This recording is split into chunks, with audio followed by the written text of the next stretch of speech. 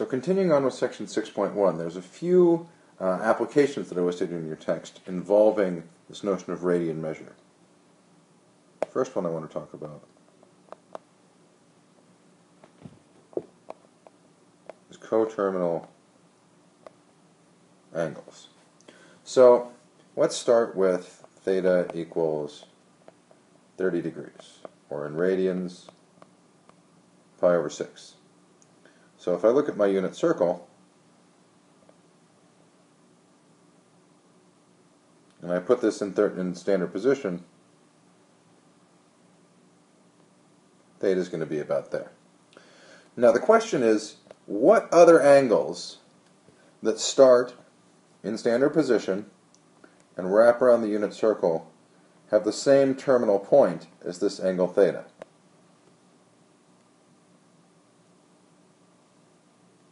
In other words, how far do I have to go to get there?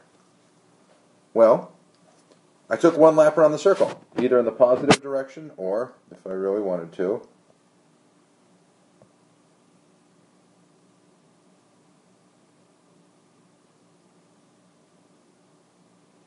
I could try it the negative direction, but we tend to only want positive angles that are coterminal, just for clarity's sake. So let's get rid of the yellow.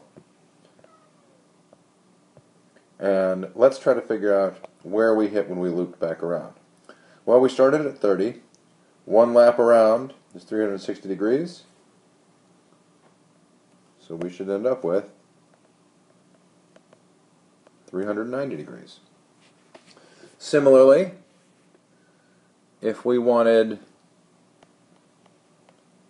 pi over 6, we've traveled a distance 2 pi around the circle, 13 pi over 6.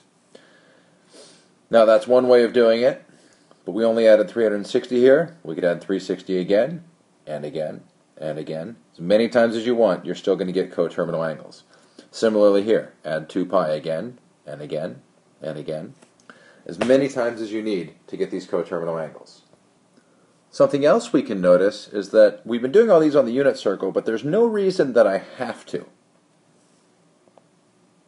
So if I have a circle, I'm going to say the radius is r. It's some positive number, bigger than 1. R could be 27, R could be 104, R could be 3. It doesn't really matter. But still, for a given radius,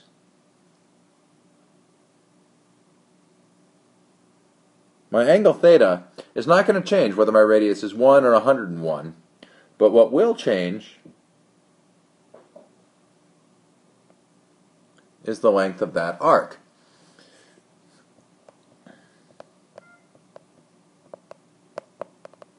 And in computing arc length, all I really need to think about is, well, what is this radius r?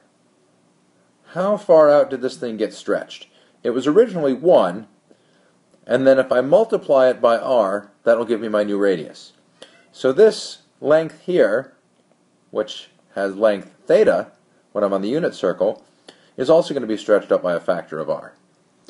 So your text uses s to refer to the arc length, and s is just equal to r times theta. So if you're on the unit circle, r would be equal to 1.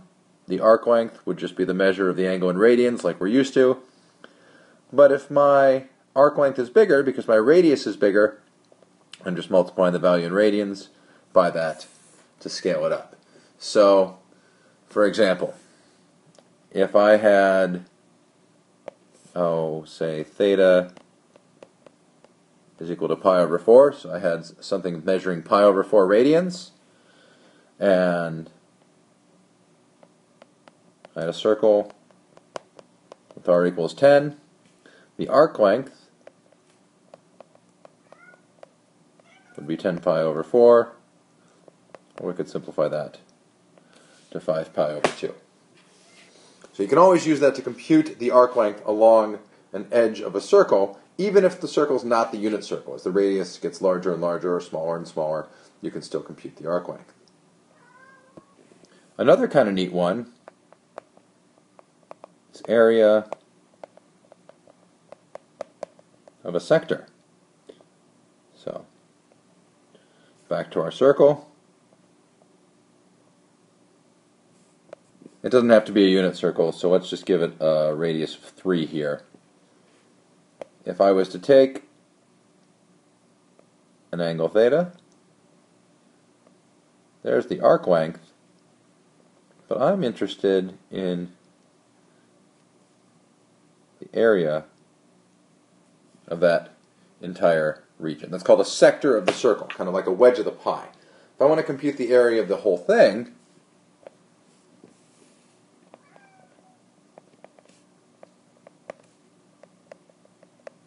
area of the whole circle, I'm just going to get pi r squared, so 9 pi, since we said our radius was 3. But what about if I just want the region in blue there? Well, this angle theta, I need to look at how much of the circle is this. It would take me 2 pi to go all the way around the circle. So the distance from here to here, whatever theta is theta over 2 pi.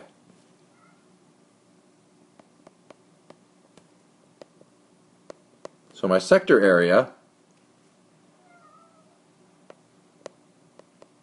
theta over 2 pi times pi r squared. I'm multiplying the area of the entire circle in red by a fraction representing the portion of the circle that I've got shaded here in blue. Now, with a little bit of cancellation, we get 1/2 r squared theta. So, if I took a specific case, say in this, let's say let theta be pi over 5, the area 1/2 r squared, so 3 squared times pi over 5, 9 pi over 10. We can compute the area of the sector. You could do it in degrees as well. You need to be cautious though. This is another reason why I prefer radians, because the original formula has got a pi in it. And our radian measures are going to have pi in them. We're going to be able to get things to cancel out really nicely here. As opposed to when you're doing it in degrees, the cancellation doesn't work out quite so well. Radians are much easier to deal with, and quite frankly, if you needed to find the area of a sector that was measured in degrees, I would recommend that you convert it into radians first. The last thing that we want to look at in this section is called circular motion. And the idea is, I have something which is traveling in a circular path. There's a couple of things I can figure out. As I move, say, from here to here.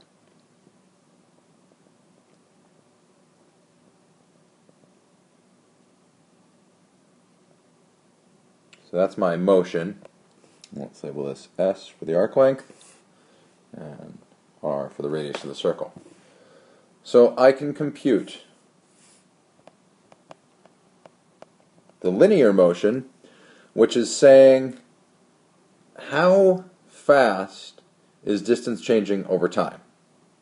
So in this case, it would be this distance traveled divided by how much time has elapsed. So your book uses V S over T, where S is this length here. It's an arc length. So you're going to go and you compute that S, you're going to need to use the arc length formula from earlier in the section. The other thing that we can calculate is the angular speed. And what that's really saying is how fast, as I move around this circle, is my angle theta changing? Now, your book represents this theta over t.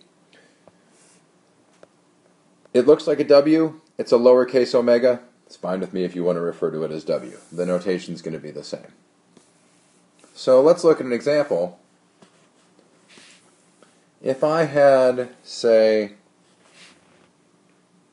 let's go with a 3-foot rope with a ball on the end, rotated 15 revolutions every 10 seconds. And I wanted to find the angular and the linear velocities of the ball, how fast that ball is moving. So imagine you've got this rope, you've got a ball on one end, you're holding your arm above your head, you're swinging it around in circles. So here's you, here's the ball on the end, and it's traveling around in circles. And this length is given as 3. So if we want to look at the angular velocity, we know that over 10 seconds we have 15 rotations, 15 revolutions I think I called it, but each revolution covers a distance of 2 pi, right? The angle changes by 2 pi, so we've got 30 pi radians is total distance traveled, or the total amount of angle change that's occurred. Divide that by 10 seconds, and we're left with 3 pi radians per second is the angular speed.